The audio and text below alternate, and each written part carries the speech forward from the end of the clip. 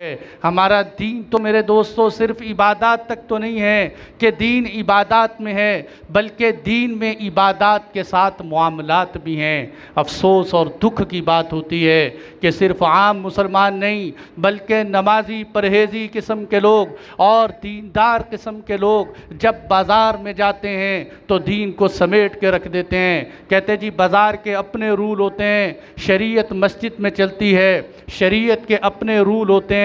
यानी शरीयत ने हमें बाज़ार की ज़िंदगी नहीं सिखलाई।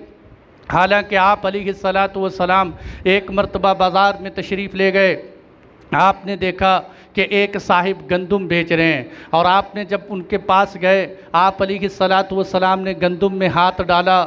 जब हाथ को पलटा तो नीचे से गंदुम ख़राब थी, ऊपर गंदुम साफ़ सुथरी थी। जैसे आज हमारी मंडियों का हाल है, नीचे कुछ और है ऊपर कुछ और है। आप अलैहिस्सलातु वस्सलाम ने जब गंदुम को उल्टाया तो आपने पूछा भाई ये क्या किया?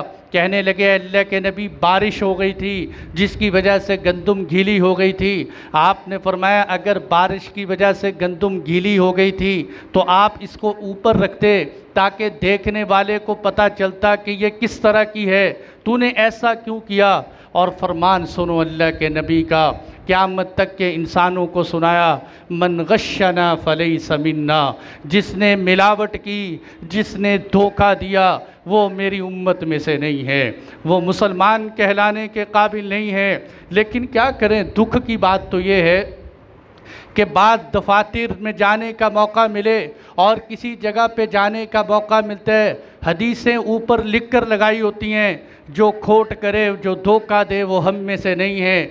उसी बोर्ड के नीचे खड़े होकर धोखा दे रहे होते हैं। यहाँ लिखा होता है अर्राशी वल मुर्तशी किलाहुमा फिन्नार, रिश्वत लेने वाला देने वाला दोनों जहन्नुम में जाएंगे। उसी कुर्सी पर बैठकर साहिब रिश्वत ले दे रहे होते हैं कि हदीसें हमारे सामने हैं, लेकिन पता नहीं हमारे दिलों की सख्ती क्या हो चुकी है कि कुरान हदीस सामने आकर भी हम नहीं टलते।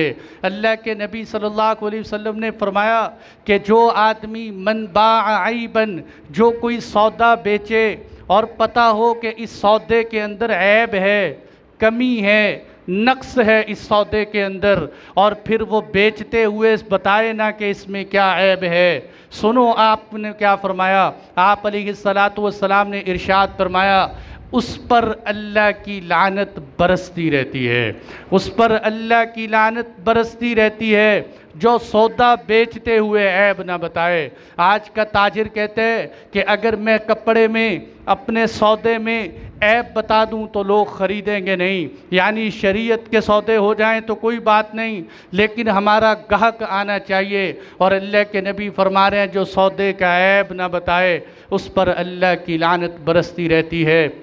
इमाम अबू हनीफ़ा रहमतुल्लाह अलैह का नाम सब ने सुना होगा।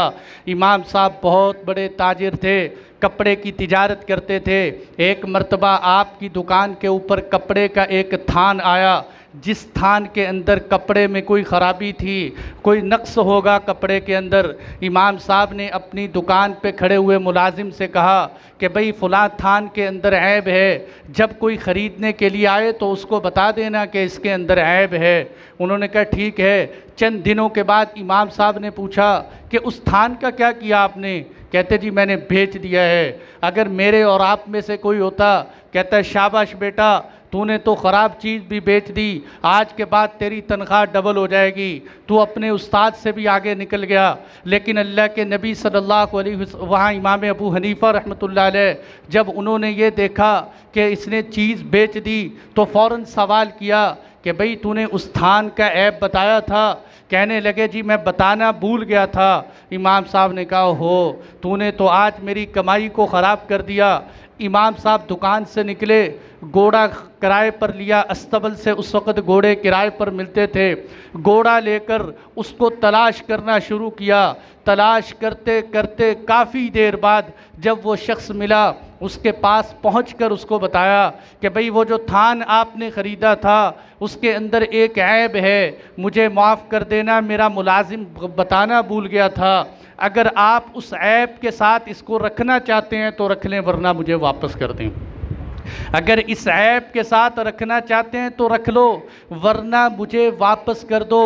आज मेरे दोस्तों हमें पता होता है चीज़ में फ़लाँ ऐप मौजूद है, उसके बावजूद झूठी कस्में खाकर यकीन दिलाते हैं कि ये चीज़ ठीक है, ये 100% दुरुस्त है, आप इसको ख़रीद लें। झूठ बोल बोल कर सौदा फ़रोख्त करते हैं, हालांकि चीज़ों के अंदर ऐप भी पता होते हैं। और इसी तरह मेरे दोस्तों ये तत्फीफ़ के अंदर दाखिल है जो मैंने बताया कि जब चीज़ फ़रोख्त करे उसके अंदर कमी ज़्यादती हो, ऐब हो, तो अगले बंदे को आगाह करे कि इसमें ऐब है। और इसी तरह अगर कोई चीज़ आपके पास ऐसी है कि जो खालिस नहीं है, मिलावट है, उसमें झूठ बोल कर देना कि ये 100% खालिस चीज़ है, ये भी तत्फीफ़ के गुनाह में दाखिल है। कम नापने और कम तोलने वाले का गुनाह इसको भी मिलेगा।